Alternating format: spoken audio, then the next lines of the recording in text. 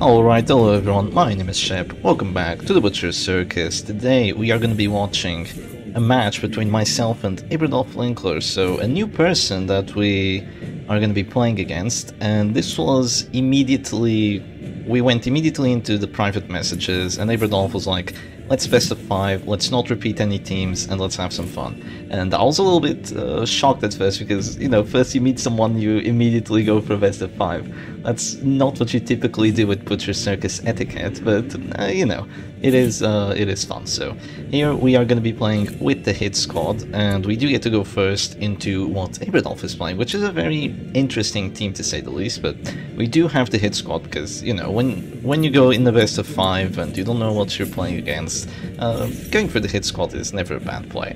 So we decided to just try to pull that Musketeer earlier on, but sadly that did not work, even though it was a 75% chance, and after that there was a very suspicious pull onto my Bounty Hunter.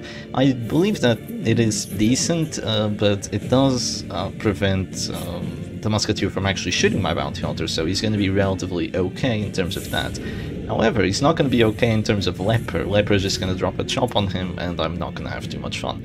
But my Crusader is now in a little bit of a rough spot, but it's not the end of the world, even if the Flashpoint gets moved to position 3, because he can always move back to position 1 immediately, and he can also drop Reclaim, which is rather good against a damage team. And look at that nasty Holy Lance. Crit 27, that's exactly what you want to see. And now our Sniper Shot doesn't even have to do a crit, it's just gonna get the Musketeer down to 0 no matter what. Even with a min roll, it's gonna do way more than enough damage, so there's that going for us. You might be wondering why I didn't just try to pull and shoot immediately. Well, for starters, she's in position 4, so she could just heal herself right after. And secondly, I don't even have a confirmed hit chance. Since I went first, my opponent has just that tiny little bit of extra dodge, so we don't really want that to happen. We don't really want the Musketeer to get a very unfortunate dodge here, so there's going to be a guard there, and I'm thinking whether I want to shoot or not, because I won't really be able to capitalize on it, because even if I shoot now, she heals, and then I can shoot again by the start of next turn, and then she doesn't even need to heal because I don't have any way of hitting her, so instead of that, I just think, you know what, let's go for the finisher character, let's go for this Bounty Hunter, and we still have a really good Sniper Shot, 13 to 22 damage with a very nasty crit chance, so we just do that. And I'm a little bit surprised by the heal onto the Bounty Hunter, but I do suppose it makes him a little bit more healthy, especially when the Musketeer has that healing trinket. So right now I'm gonna try going for a stun on the Leper here, because he's a very, very powerful character. He has, right now, how much damage does he have? He has like plus 60% damage on that chop. It is gonna hurt. It is absolutely gonna hurt if it hits. If it hits. And you might be wondering, how the hell did you miss that? It's a Bounty Hunter. Well, Bounty Hunter has 10 dodge. That's 5 more than what he should have. I think it's unfair that he has 10 dodge, but he even used Revenge round 1, so he had 95 accuracy, minus 4 because of the snuff, and because there's a Gladiator mask instead of an Eagle Eye Talisman, the hit chance must have been like a 90 or something like that, and sadly it didn't work. Well, sadly for the Leper, very, very thankfully for me. And in response to that, I just tried going for a pull on the Bounty Hunter, because it would disrupt the Leper quite well, and I would be very happy to just see that happen, but sadly that's not going to be the case here. So there is a pull. Yeah, it's very unlucky that we did not get the pull on the Bounty Hunter, by the way. It was a 90% chance, because, you know, we all have the same NPC setup on the Bounty Hunters. Everyone takes grappling mids finisher, grappling mids finisher. It's just every single match. It's the same thing, because those are his best trinkets, right? The abilities do change around a little bit. Some people bring Collect Bounty, some people bring Uppercuts, some people really hate Caltrops, some people don't like Mark for Death. So that does change as well. I try going for a Sniper Shot there on the Bounty Hunter, but sadly I don't do enough damage. But oh, the enemy Musketeer does do a very decent amount of damage.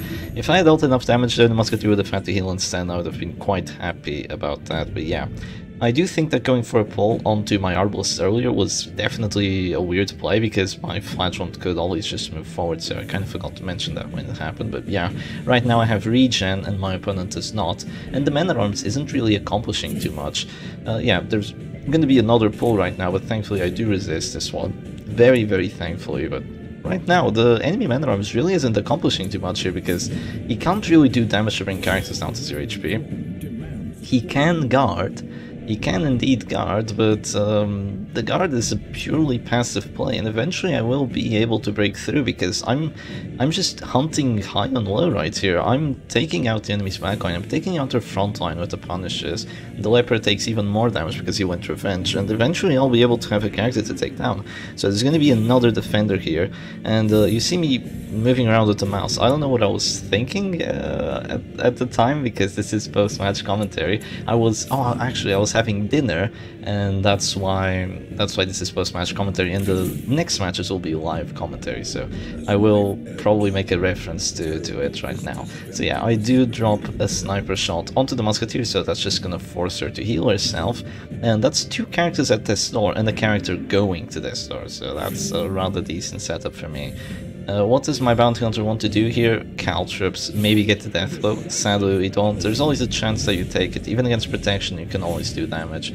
So it is a little bit unfortunate that we do not do damage, and as so we do not get the death blow. But at least we bleed every character, so overall, if it works, it would have been GG on the spot. If it doesn't work, then oh well, what can you do about it? Right now, we just click the bounty hunter here because we did drop the regen on him. Once again, if you have flagellant with reclaim, you always have so many opportunities of just dropping it and making your characters a hell of a lot tankier than what they normally should be, because having regen on a damage team is fantastic. It is absolutely fantastic. You can click them, you can go for stuns, you can go for a lot of disruption to come hither, you can go for example, even for a sniper shot, you can go bola, and you don't have to regen to heal yourself, right? You can just drop an enemy character down to 0 HP and heal yourself at the same time. The regen's already good in like stress teams and duty teams, but in damage teams it's fantastic. So yeah, there's gonna be another chop here. This time it does hit, this time it definitely does hit, and my bounty hunter is down to 0.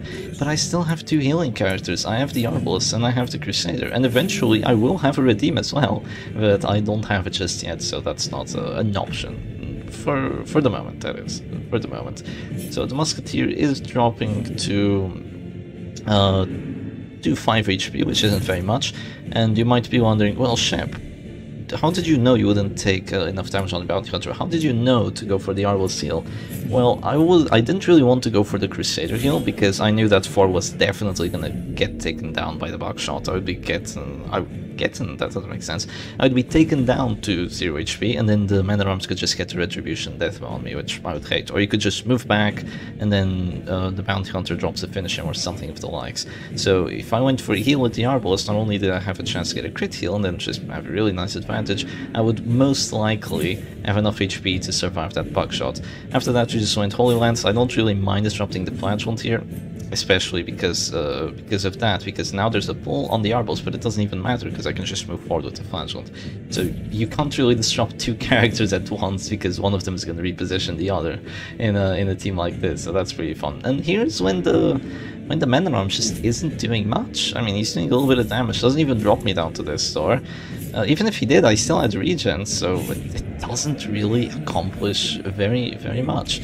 And that's just going to be Bounty Hunter alive and well, with Reclaim maybe on the way, with still 2 healing characters, about an enemy Bounty Hunter at this store, Caltrip supplied on everyone, Leopard taking down. He does drop a Solemnity here, which I found a little bit weird, because you really cannot be slowing down here if you're Abradolf. And right now I am thinking of dropping another Reclaim. If this was still a close match, you would definitely drop another Acclaim here onto the Bounty Hunter, because it would allow you to have Redeem for the next round, and of course regen. But considering that we're trying to finish this one off, I just drop a punish on the Leper, and right now this is a terrible spot for Abradolf to be in. Also keep in mind that I do have the spiked bat on my flagellant, so I cannot miss the bleed even if I wanted to onto that Leper. So overall this is a really good time for me. I'm gonna have a worse time trying to break through that man-at-arms, that's for sure. He just turned into a porcupine right now. And I'm thinking, do I want to drop a Holy Lance? Well, considering he has like 40 Proton regen, not really. I don't really want to drop a Holy Lance here. I'd rather just wait for my Arbalest action, because she can at least do damage. And let's see, what does Abradolf actually do here with his Bounty Hunter? So the thing is, when you're down a character already, and you don't even have Mark Synergy anymore, and you go for pulls like this, it's just not gonna go too well for you, because the Arbalest right now is gonna get moved, but you'll see that, yeah, she can just move back here, and that's perfectly fine for me. And shortly after, maybe after another pull, that's just gonna be a GG. Alright, and here we go, on to a match number 2, this one with actual live commentary. So, at this point, I have not made commentary on the previous match, but I believe I'll do it in post-match commentary, and I'll probably explain why that happened and what we're doing here, so I'm not going to explain it right now. So future Shepherd Doggy can handle that. Okay, right now we're playing, we just played Hit Squad, and now we're playing Hit Squad but Musketeer, which I will say is a very, very mean thing to do. But the reasoning behind it was to kind of throw Abradolf off. I don't think he would expect me to bring pretty much the exact same team twice. And, you know, that's exactly what we're doing here. We're playing Hit Squad with Musketeer. So it is a little bit disrespectful, I will say, but, you know, I think it could throw him off, and if it guarantees my second W of this best of 5, I think it is a smart move. So I'm gonna go for Holy Lance here. Oh no, Shep, you got a mineral, that's terrible. It's okay, as long as you get a hit with the Holy Lance that's very unlikely to hit, I think you should already be happy for it, so I'm not gonna complain one bit. Right now, I do want to go last with my Musketeer, so I will just go for a punish here on the Abomination, and I'm hitting the 80s and the 70s. This is very unfair. I got to go first, I'm hitting the 80s and the 70s, I'm getting the bleed, which is a confirmed chance, because I do have the spiked bat, and overall it's being a very, very nice match for me, and now I'm gonna drop a sniper shot on someone. Now the question is, do I want to drop it on the Occultist, or do I want to drop it on the Abomination? That is the question. If I drop it on the Abomination, there's Stygian Embrace. There's no... there's no Weakening Curse. What the hell is this Occultist? Playing with no Weakening Curse? What is this nonsense that's going on right now? That is very, very weird. Well, you know what? I'm gonna shoot the Abomination because I think this could lead into being a pretty fun match, because I'm gonna try not killing this Occultist and making him be the last character alive, just to punish Abradolf. I really like doing that when people don't bring Pick to the Face, or when they don't bring Incision. Or when they don't bring Buckshot / Bullet, but that's a lot rarer. I'm going to... Oh, there's Fool's Idol! You know, the Bleeding Skull. I hate that trinket so much. I'm gonna do a ranging shot here, and this is the only situation where Musketeer is better than Arbalest, because Arbalest would have flared and cleared the damage debuffs, but here Musketeer flares, clears the damage debuffs, doesn't clear the damage debuff, but yeah, reduces stress, increases accuracy, which Hit Squad really likes, and also reduces stress taken, which is also really, really good. Well, you're still dropping down to 0 here, so I'm not overly preoccupied about that. I do get to go first every single time, so I have some decisions to make right now. I'm gonna make a little bit of a weird one. It is a little bit of a weird one, but at the same time it's also not too weird. I'm gonna go for a pull on this Occultist, which means that he's basically in a really bad spot here. Really, really bad spot. And after that I can also go for a pull on the Man at Arms, because the Abomination can't afford to go slam. He has to go for a self-heal after he acts, so I'm gonna go for that, and I'm gonna be very, very nasty here. So there's gonna be a Zealous Accusation, which hits for double max roll, unless there's like a lot of damage trinkets on that. No, that's a max roll and a crit. That was nasty. But you know, I do have a Flagellum, so it's not the end of the world here.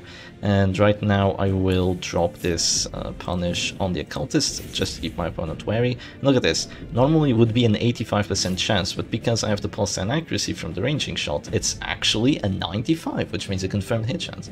So that is rather nice. I will say this is not the best matchup for a damage team, because there's both Stygian Embrace and Reconstruction. There's Demon's Pool with Fleshbound Grimoire, Stygian Embrace again. There is an Occult, there is a Crusader with Pitfighter's Helm, Writ of Execution and the Heal, and Block of Light, so it's always a little bit difficult to deal with. There's a Man at Arms just spamming Bell with Insignia Frank, and my only ways of clearing it are with Rally to the Flame, which, yeah, isn't too great, but I will have to make use of it somehow. He's gonna have 2 rounds of stealth. What do I want to do here? Because either of those don't really accomplish too much for me, but I'm gonna have to go for it anyway, because I want to apply a stun on the Crusader by the start of next round. I think that would be really smart. Stygian Embrace is gonna run out eventually. This is gonna be Detransform Beast Spile, and it is gonna hurt quite a lot, because there's extra stress from this Abomination. Manacles? Really? Well, it prevents my stun. I suppose it does do that, but it is still a rather weird play if you ask me. I'm gonna go for... I'm gonna go for an immediate punish onto this occultist. We only do 2 damage, which is really a lot less than I thought I'd be doing.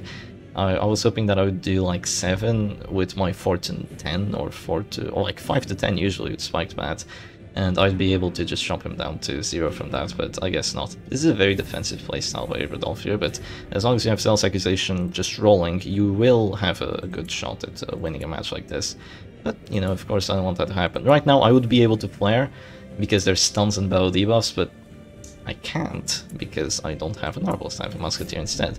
What I can do is I can go ranging shot here, I can clear the flare, I can reduce stress, and reduce stress even further with minus stress taken, so overall it's still not too shabby for me, and after these 2 characters act, the Abomination's still going to be in danger, unless there's another heal from Stygian Embrace / Route to the Flame, or if the Abomination just heals himself at the end of his round, which I'm kind of okay with, because then I'll just shoot him, right? I might not do enough damage, but we'll see about that. There's... what? Stygian Embrace on the Man-Arms. Just Stygian Embrace everyone. I guess for the plus stress dealt with the Bellow. Well, it makes sense, I guess. It is awkward. It is very awkward, but I suppose it does make sense. Right now, I will not be able to get the death blow here, right? I mean, I act, they act, I act. Wait, what? I act, they act, I act, they act, yeah. So what I could instead go for is just a Caltrips to just apply some DOT. And I will go for that. I actually see what the play behind that Stygian Embrace was. It was to prevent me from going pull on Man-Arms. Yeah, it was definitely a good play by Abradolf. I think they're a relatively new player, they're already Darkest Rank, and the way they approached me was like, oh hey Shep, I like your videos, and I'm tired of playing against all the newbies in ladder, I want to play against someone a little bit stronger. I was like, okay, sure, let's do it. And here we are, immediately into a best of 5. Kind of threw me off, because I wasn't really expecting a best of 5 like for our first matches together. But, you know, oh, let's play 5 matches, always with different teams, you know, let's do it. It should be pretty fun, right? And yeah, here the Abomination already has a minus a lot of death blow resistance, which I'm very happy about, and now I can finally go for the stunning actions. I could go for a stun here. Oh, that would be really smart, actually. Or I could go for a stun on the Crusader. I could go for a stun on the Man-at-Arms, like, that was an idea. That was definitely an idea, but I think stunning Crusader here might overall be better. As nasty as this would be, because you can stun the stealth character because of the guard, yeah. It's kind of rare being able to do that, but I kind of wanted to do it there. But it's okay. I think stunning the Crusader is overall superior here. So this Abomination is going to transform, probably slam the Flagellant at this point. Or else you're going to be in a little bit of a rough spot, I'm going to have to say. Who do you want to slam is the question here. Well, Abradolf is thinking about it. I probably don't do 5 damage with the punish. That's quite likely that for it not to happen. Me not doing 5 damage with a punish. What I could do here is I could go for a buckshot.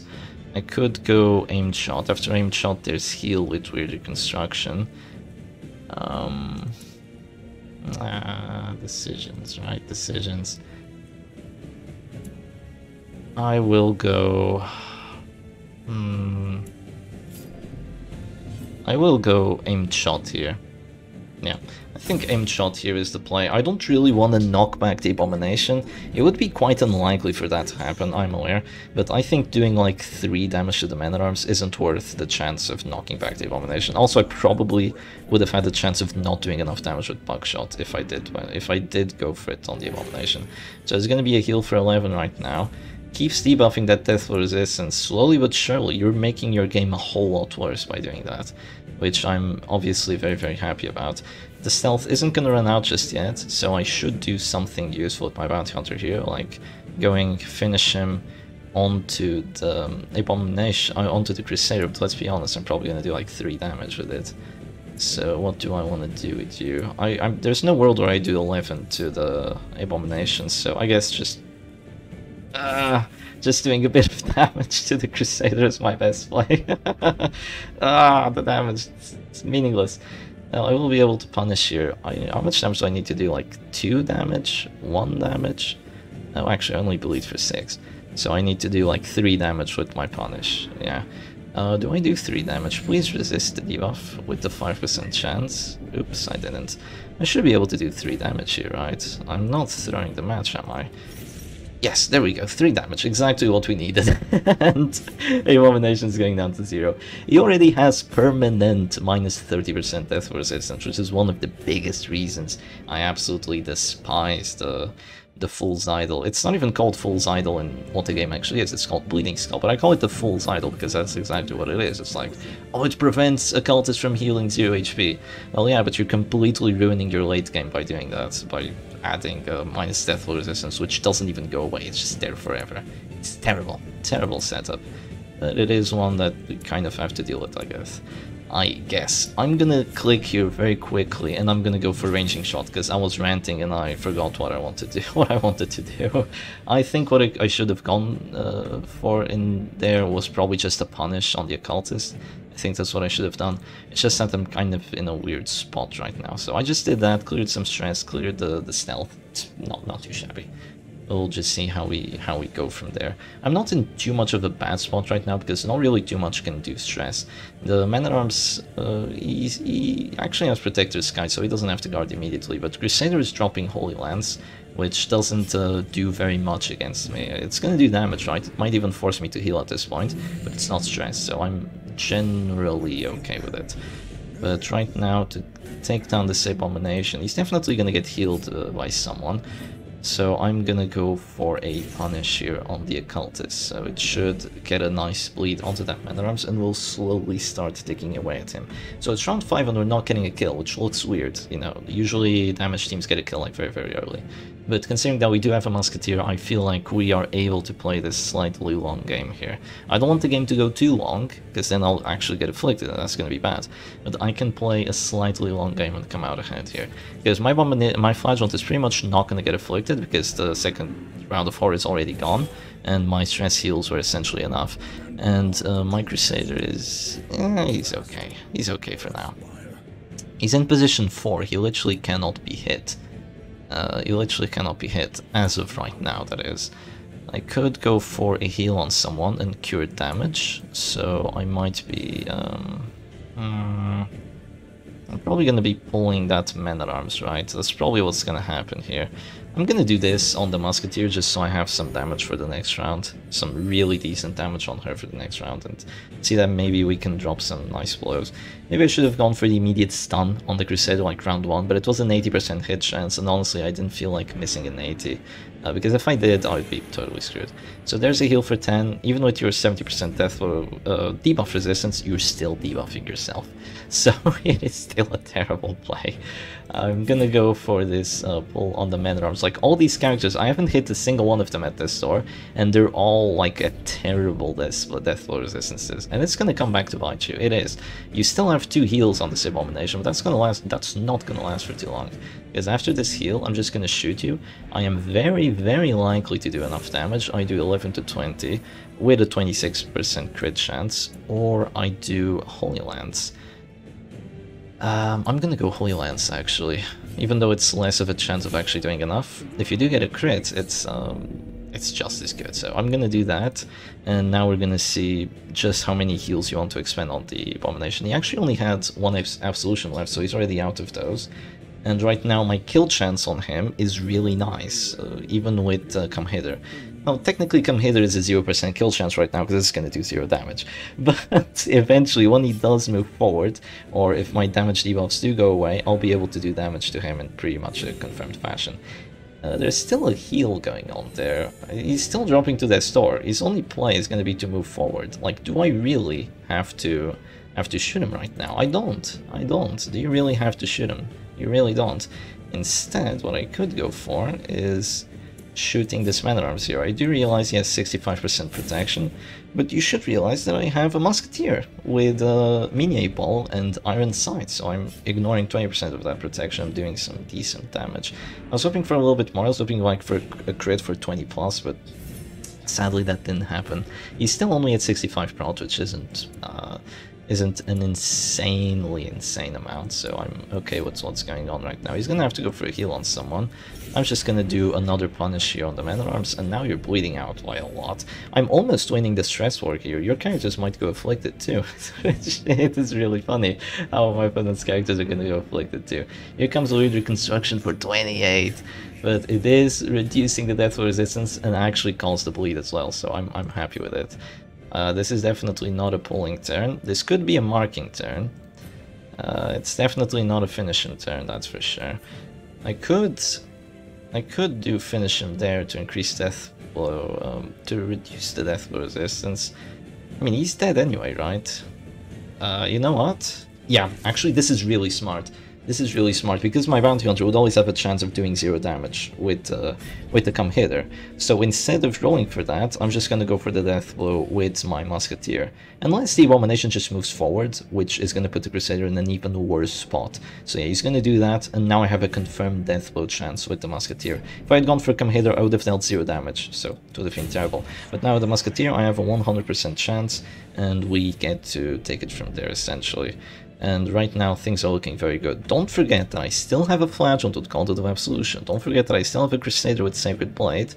And that I still have a Musketeer, which is only at 60 stress, while the Occultist doesn't have any offensive moves. And I will make sure he doesn't have any offensive moves, because he can only use them at least from position 2. He doesn't even have Weakening Curse, by the way. The Crusader does not have a stress ability right now. The Man-at-Arms does have Bellow, but he doesn't have any extra stress dealt on it, so I'm not overly preoccupied. I'm a little bit preoccupied, but not overly. So I am gonna get my first Affliction on the Bounty Hunter relatively soon. And right now I'm just gonna drop another Punish here, I think. Yeah, I think another Punish here is gonna be the play. So the thing is, my characters aren't doing too well, some of them. Like the Crusader is kind of just loafing around and healing, curing debuffs, going Holy Lance on the weakest link on the enemy side. It's like, if I go Holy Lance on these two characters, I'm doing 0 damage, right? So yeah, here I'm gonna go Afflicted, or maybe I go Virtuous. Let's see, 30% Virtue chance. If you give me Courageous, I win. Okay, it's Selfish. Selfish is pretty bad, but it's not the end of the world, I guess. I'm gonna go for a heal, right? Or I could not go for a heal, and then just eat a Zealous to the face and die. Both of them are viable. Both of them are things that could happen. I'm just gonna click here and I'm gonna go for a heal on the Musketeer and take it from there. The Occultist is probably gonna move back twice now. At least that's what I think he will do. He's still guarded. Yeah, there he goes. He moves back twice. He's still guarded, so he finally has access to his Abyssal Artillery shenanigans. But the Man-at-Arms is taking some serious damage. I go Irrational, which is minus damage, which kind of sucks. Which means that this probably doesn't do 3. Yeah, it doesn't do 3 damage anymore. Dang. That is annoying, but such is the way of the Butcher's Circus. I could go for a mark here. If you go Abyssal Artillery, you don't have heal, and if you don't have heal, your Man-at-Arms is gonna die. So I'm gonna go for a Mark for Death here, reduce your death blow resistance even further, so all my other characters can get the death blow if they want. Basically, all my characters are bounty hunters to this Man-at-Arms right now, because of that, because of that Fool's Idol. I think this is the worst trinket in the Butcher's Circus. It's even worse than Anchor of Life. It is even worse than that, because this is purely a negative trinket. Sure, the extra healing might feel good, but the downsides for it are 100% not worth it. 100% not worth it. Right now, is there any ability that can kill me? No, I don't have to go for any offensive moves at the moment. So instead of doing that, I'm just gonna go for a Holy Lance here and make it so the Man-at-Arms drops down to 0. If you click the Man-at-Arms right now, he dies. If you go for a heal right now, I shoot him and then he dies. So either way, your Man-at-Arms is screwed and my Flagellant's gonna stay alive. I don't have a confirmed hit chance with Exsanguinate because I don't have Crown of Thorns, but I will instead just drop a Redeem on the Crusader and I will be more than happy. If you do have to go for an Exsanguinate in this sort of situation, you're just gonna have to rely on like the 90% hit chance or slightly less. So you're gonna click there, you're gonna go for a heal. It does kind of do something for you. Doesn't do a lot, but it does do something for you. I don't even have to go for a heal if I don't want to. Yeah, I don't really have to go for a heal. I could have just gone Punish. Yeah, I could have just gone Punish into Finish him into into heal on the Flagellant, but then the Zealous Accusation could get a very nasty crit on my Crusader, and then I'd be at this store, take a lot of extra stress from it, which I didn't want that to happen, so I'm just gonna play this a little bit more clean. If Irrational right now does something silly, it is gonna delay this match for quite a bit, which definitely sucks, but he doesn't do anything silly. Look at that, 160% deathblock chance. That is nasty. That is really nasty. And right now my Flagellant here is just gonna play it safe, because it's the best of 5, and I will take match number 2. Alright, GG's, and let's go on for a match number 3. This time change teams for real. Now, instead of playing Flagellant, no, instead of playing Crusader, I'm gonna play Shieldbreaker, which pretty much does the same thing. Instead of stunning the guards, you're gonna break the guards. Nah, I'm not gonna do that. I'm not that mean. I'm gonna play something else now. Okay, I'm sorry, but I lied. I'm being mean. I'm bringing the Shieldbreaker. I know it's gonna pay off so much. Oh, I get to go first too. I'm playing against the shit-ass Goliath comp with a cultist. Okay, come on, please don't miss. Yes, the crit! Oh, that's so nasty. Wait, I am recording this, right? I am, good. Well, you know, I'm playing Shieldbreaker instead of a Crusader in this hit squad, and we have the Arbalest again, because, you know, she's overall better than the Musketeer, but yeah. We are playing against Goliath comp, and if you are playing against Goliath comp, what you should typically do is go for a pull on the Jester ASAP if you have a Shieldbreaker, because you prevent the battle ballot, you make these two characters kind of just feel really janky and weird with each other, and overall you're gonna have a very good time. Right now I'm gonna go for another pull, this time on the Occultist, and that's a Leper in position 3 and the Crusader in position 4, and the Occultist can't even move back because he just used his action. Oh my god. Well, the Jester moves back 3 positions, and now the Occultist is in position 1. I see. Well, there is, this is still kind of dangerous because there's a Leper, right? With the Leper there's always grave danger. So there's a couple different things I could do right now. There's a couple different things that should be done. I could just drop an immediate reclaim onto this bounty hunter. That is a possibility here, but I'm not too sure I want to do that. I'm just gonna move forward, because I'm kind of worried for my Flagellant's well-being if I do drop the reclaim right there. I might drop it next round. Oh, he looked at the chop, but he saw the hit chance. Must have been like a 70 or a 60. He must have been like, nah, there's no way to do that. And right now I'm just gonna sniper shot this sniper. We do a very decent damage roll because he does have revenge. So revenge is kind of terrible for when you're facing against an Arbalest, because Piercing Coral still pierces your prot and you're just taking way more damage. Abradolf says, this matchup is kinda screwed, not gonna lie. Yeah, I'm sorry. You should have predicted I'd play a hit squad variant for the 3rd time in a row. He actually Holy Lances. Oh, the madman. He actually does drop a Holy Lance. Well, what do we want to do here? We could pull the Jester again, but then I might get finale'd, so that doesn't sound like too much fun, does it? No, it doesn't, chap. What I could do instead, and what I will do instead, is I'll drop a reclaim on this bounty hunter because I want to keep him alive. By all means, when you're playing hit squad and you're playing Flagellant with reclaim, do not think that you got this one in the bag or anything like that, because things can turn around very quick. And you have reclaim, which means you can pretty much always look back at a certain point in the match where you see like, oh, I could have done this differently. And that point is very, very important.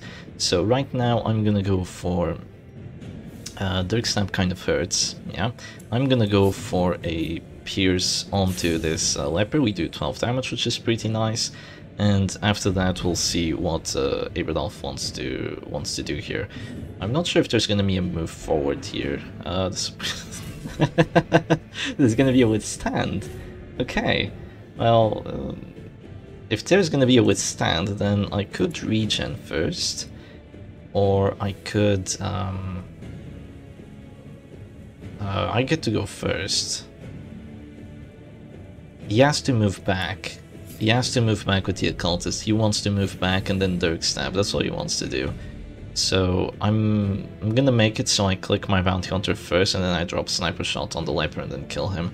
You really have to kill a Leper when you're playing with Flagellant, because your heals stop being so significant. They go from being fantastic, like make it so the enemy characters need to do like 2 to 3 abilities to bring you back down to 0, to just 1. and that really sucks. It really sucks. It takes out a lot of the strength from the from the flagellant. It takes out a lot of strength from him. I'm gonna drop a sniper shot here. We get a crit for 27, which is pretty nice. That's against 40 prot, by the way, and that is pretty darn good. There is still weird reconstruction or Stygian Embrace, but even with those big heals, he's kind of in the back. He's not that scary as of right now, so I'm not overly preoccupied about him.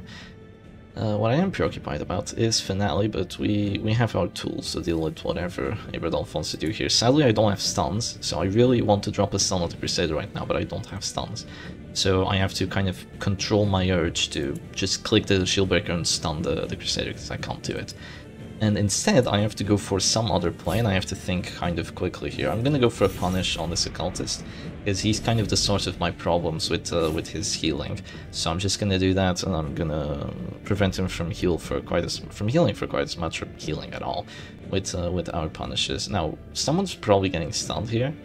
Is there Battle Ballad? There isn't Battle Ballad yet, so the stun chance on the Shieldbreaker is at 50-50, and on the Flagellant it is better, it is an 85, but I don't really mind having the Flagellant stunned right now, at least not for the moment, yeah, not for the moment. I kind of want to drop a mark here on someone. I do kind of want to drop a mark on someone. But then I'll use my bounty hunter action, then I might be in danger. I have to keep my Shieldbreaker action though, so yeah.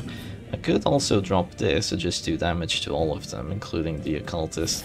I might regret this, because here's the thing, it might look like I know my way with this team, but this is literally the first time I'm playing this team. I saw Dioge in the previous tournament use this, and I think I saw maybe Moo Goblin use it as well. I've played against them a couple times, and I've never played against this team. I've only seen it being used, and it was used to moderately good effect. Moderately good. I saw it losing matches, and I saw it winning matches. The matches it did lose were mostly because it kind of still didn't have any accuracy, and the Shieldbreaker didn't really perform an amazing role. And yeah, I'm hoping that that isn't what happens today. I want my Shieldbreaker to perform an amazing role, and she's doing pretty well so far. I just realized that Pierce hits position 4. I just realized that it does do that. Well, I don't mind if I do that. I'm gonna Pierce into position 4, because Pierce hits position 4 for some bizarre reason. And this Jester might get Finale off, but not before I get my... not before I get to finish him off. And I'll be able to kill this... this Occultist. Yeah, I'm gonna kill the Occultist. I take the Occultist out. The Leper is still in a weird spot, right? I mean, move forwards. Dead. I really hope I don't crit to finish him. If I crit to finish him, I'm gonna be really sad. Yeah, not gonna lie. Yes, plus damage. If I get a crit heal here, this could be really trollish, but no, I don't. And let's go for a finish him here. Ow! Ow, okay, that might crumble the match for us. Yeah, the crit finish him here is really, really terrible. Yeah, absolutely terrible. 17% crit chance, 17% chance of ruining the day for you. Yeah, we are stunned with our Flagellant, so that's not too handy. And the Leper is now in position 2. He's now finally in a place where he can actually do things. And what he wants to do is he wants to chop my Flagellant and kill me with Finale. That's what he wants to do. So here I go onto this door, and there isn't really too much I can do about this apart from healing. But even after a heal, there's probably going to be Finale, and then we're going to be kind of equal on characters. I do still have the advantage, but it's not a massive advantage anymore. So yeah, that is a little bit sad for us. There could also be just Holy Land Stirk Snap. That was definitely a play, but there wasn't. So yeah, we're gonna have to see what else can be done here. Now my Flagellant is gone immediately, which means I get to go first next round. So I'm quite happy about that. I want to kill a lot of characters, that's for sure. But which characters do I want to kill is the question. I could either skip this Crusader, which would feel wonderful, I could pull the Jester, which would feel even more wonderful. And I will pull the Jester here. I think it's smart. Keeping my Shieldbreaker in position 1 is fine, and pulling the Jester to position 1 is good as well, because now the Crusader is kind of in a rough spot again. If he Holy Lances, the Leper is back in the bad spot. Also, we have a Bianca appearance. Hello, Bianca, how are you? She's just outside, like, barking. I think someone's coming home. And I guess there is going to be a heal right there. So, in response to that heal, what would a smart person do and what would I do?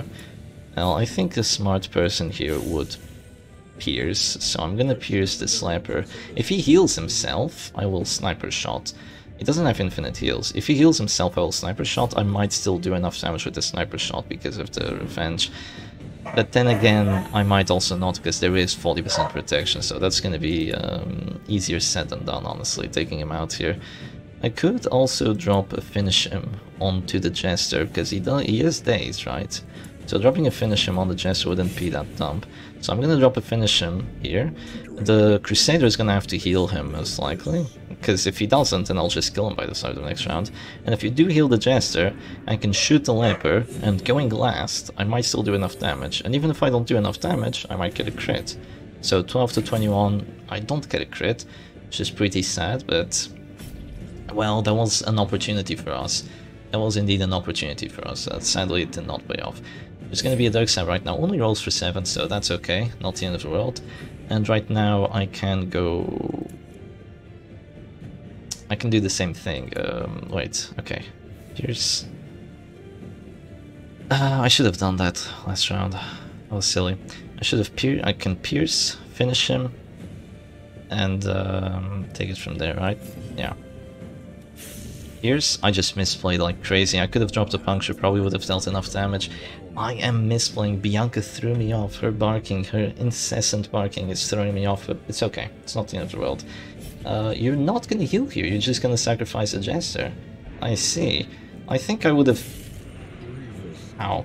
I think I would have bet on the Jester dodging and just hoping that that would be enough. What is the hit chance on that? You had 80 plus -2, so I mean, okay, plus 15, so 95, 95 minus 2, 93 on 50 dodge, 93 on 50 dodge, 43% hit chance, wow. Okay, it's not the end of the world though, because I still have a heal, and after that I still have Serpent Sway. And Serpent Sway is one of the strongest abilities in the Butcher Circus. And why is it one of the strongest abilities in the Butcher Circus? Because it's an absolute middle finger to damage teams. Because it gives you dodge, it gives you 2 Aegis blocks, and it makes you very happy. So Abradolf says GG. I don't think this is the point where you say GG, not just yet. Because the corpse is gonna go away by round 11, and you still have a Crusader. If you have a Crusader with double stun, you never say GG. Well, sometimes. Unless, if there's another Crusader with double stun on the enemy side, then yeah, sure, you can say GG if you're down like 2 characters. But at this point, I don't think you say GG just yet, but that is gonna be it. I only had 1 healer. There wasn't a lot of reach to my Bounty Hunter because the Flashbond Corpse was still there. The Shieldbreaker was still alive and well. She was gonna do Serpent Sway. Even if you hit, which was unlikely, I would still have Serpent Sway, and then you definitely wouldn't hit. And even if you did, I had 2 Aegis blocks for each Serpent Sway. So it would be very difficult to take out my characters, and if you did go on the offense, you know, it would be rough. Abradolf says this match was not fair. Well, that's the Butcher Circus for you. You need to play teams that are adaptable, because you have no idea what your opponent is going to bring. It could be a stress team, it could be a round 40 team, it could be a triple repulse team, it could be Mark, it could be Mark with stuns, it could be Mark without stuns.